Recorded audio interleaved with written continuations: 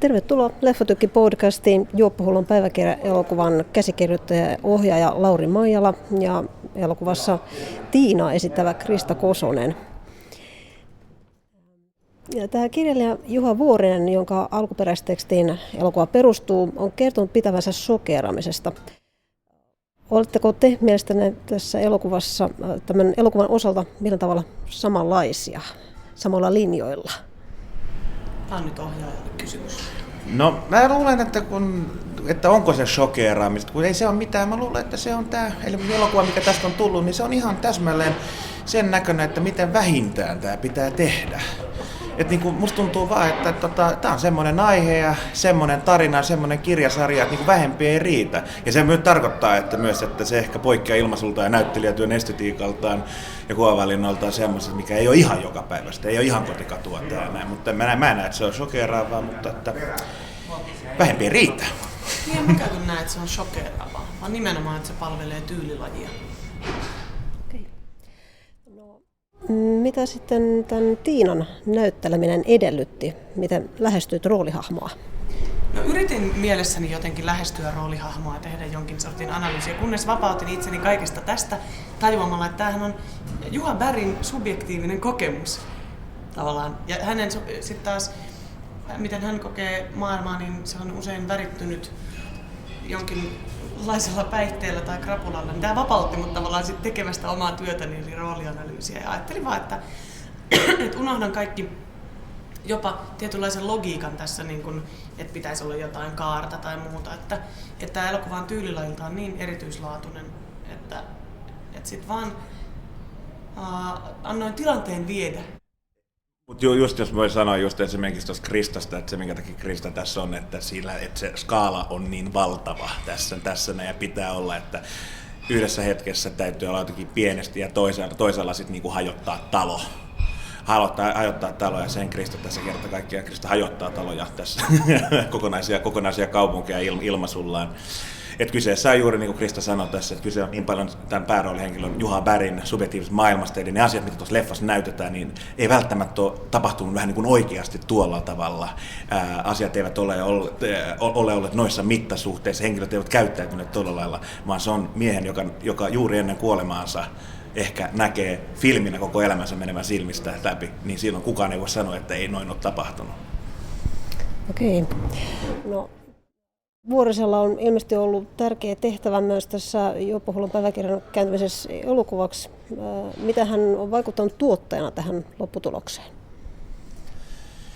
Tuottajana Juha Vuorinen on ollut ihastuttava, koska hän on myös kirjailija, ja kirjailijana ja taiteilijana hän on ymmärtänyt sen, että kun tehdään elokuva-adaptaatio romaanista, että se vaatii täysin omat lakinsa, oman tarinansa. Hän on antanut alkuperäiskirjoilijana käsikirjoittajalle niin suuret valtuudet kuitenkin hyväksyen itse kaikki, että ei voi mitään muuta kuin, että hän on tuonut oman vahvan suuren persoonansa tähän peliin ja ennen kaikkea sydämensä ja rakkautensa. Että tämä on Juha Vuorisen näköinen teos. Siitä hän... Hän on kyllä erittäin sydämellinen. Siis niin kuin pelkästään rakkautta tullut sieltä puolelta. Että ei kyllä niin kuin semmoista epäilyksen sanaa tullut ainakaan meille. Joo, ei. Hän on Buddha. Hän on Zen. Kyllä. Vuorisen kirjasta on siis myöskin näyttämöversio, jonka olet ohjannut. Paljonko se vaikutti elokuvaan? Oliko jotain elementtejä, joiden tiesitte näyttämöllä ja halusitte ne siksi mukaan tai mitenkä? No siis se, kun lähdetään tekemään leffakäsikirjoitusta, niin se täytyy ymmärtää, että se on ihan eri asia kuin teatteri. Niin, ja varsinkin mä en halua niitä syytöksiä, että nyt tää kyllä ihan teatteriesitykseen vaan siis leffalle laittoon, niin ekana lähtee näyttämön käsikirjoitus roskikseen ja sitten lähdetään ihan nollasta tekemään. Totta kai, se on sama kirjaan perustu, että siellä on samoja tapahtumia, samoja henkilöitä. Siellä on yksi henkilö siellä, joka on ihan täsmälleen melkein kuin teatteriversiosta, mutta mulla oli se ehtona, että jos se tulee, että me saadaan pitää se, niin se pitää olla se alkuperäinen näyttelijä, joka näyttelee siinä sen niin Tom Petäjän hahmo, tämä sokea juoppa siinä. Muuten mä katson, että tämä on hyvin itsenäinen ja erilainen teos kuin se teatteriversio. Tiina on vahvin naisrooli tässä. Asettiko se jotain paineita? Ja ainoa. Tämä klassinen suomalainen elokuva. Niin, tässä ei paljon naisia muuten ole. Ei se paineita asettanut. Ei. Ei se, mitä mä nyt vastaan, ei se asettanut paineita. Ei. Niin Kristassa on Se ei mahtavaa. ole muuten naisia. Siis. Ei, tässä on alussa, kun ollaan siellä vessassa vähän puuhaillaan ja sitten on tämmöinen, että ei välttämättä täytä kaikkia normistoja, mutta siksi... Ne ovat siis vain objekteja. Eivät ole, vaan juuri sen takia se on helvetin tärkeää, että siinä on Kristan kaltainen näyttelijä siinä, että jos yksin edustaa koko naissukupuolta, niin ei voi olla vaan semmoinen saatanamoinen hissukka silleen jonain neitsyönä tai huorana sitten ainoastaan, vaan pitää olla molempia. Neitsyt huora. Niin siinä se, että Kristan voima just, että yksin pitää koko naissukupuolta siellä niin kuin edessä, niin hän kerta kaikkiaan tekee muina neitsyt huorina viskoo Jonna Sartamaa ympäri seiniä. Kyllä. Kuten teoksen nimikin kertoo, päähenkilö Juha elää hyvin kosteaa elämää. Millaisen viestin haluaisitte kertoa heille, jotka arvelevat, että tämä on vaan tylsää kännäilyä, mitä jonkin verran näissä kotimaisissa elokuvissa on ennen nähty, tai sitten heille, jotka arvelevat elokuvan houkuttavan nuorisoa turmion tielle? Ei.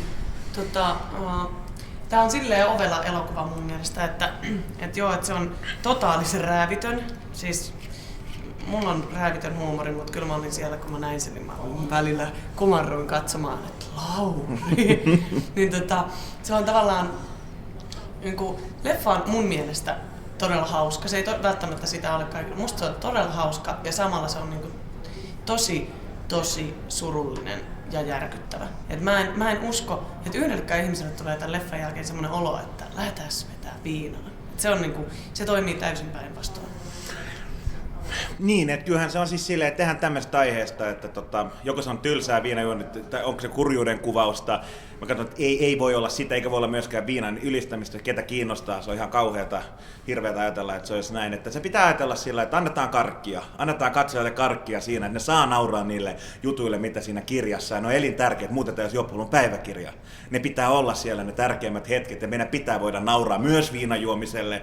Ei voida silleen niin kuin pihkatappi perseessä, että tämä ei ollut hauskaa, minulla on jotain. Niin, mutta totta kai, jos me tehdään tästä aiheesta, meidän täytyy näyttää myös, että tämä ei voi jatkua näin. Ja tämä ei ennen kaikkea käsittele mun mielestäni siis sinänsä vaan viinajuonteja, vaan tämä on kysymys nuoresta miehestä, joka tuntee, että hän ei osaa mitään tässä yhteiskunnassa, että hän on merkityksetön. Se sanoo siinä vaiheessa, että mä en osaa mitään, jonka kautta voidaan ajatella, että ihminen, joka tuntee tässä maailmassa, jossa kaikki perustuu siihen, että sä oot jotenkin helvetin hyvä huippuammattilainen jossain, muuten sä et ole yhtään mitään, sun pitää olla esillä, sun täytyy osata 14 kieltä, mitä sä et ole erityisesti lahjakas missään.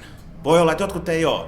Ja eikä se tarkoita sitä, että kaikki ovat erityislahjakkaita, mutta jos sä et ole löytänyt sitä syystä tai toisesta, omien valintojen mukaan, perhesuhteiden mukaan tai jotain, niin jonnekin, kun tuntee, että on merkityksetön, niin jonnekin helvettiin se sitten energia tuhlautuu. Ja Suomessa monesti se on juuri tämä meidän kansanhuume, eli alkoholi ja epämääräinen elämä. Kyllä. Mutta tätä ei voi sanoa sormi pystyssä, vaan se pitää sanoa komiikan kautta ja viedä asiat vitun pitkälle. Okei, kiitoksia. Olkaa hyvä. Kiitos. Kiitos kaikki.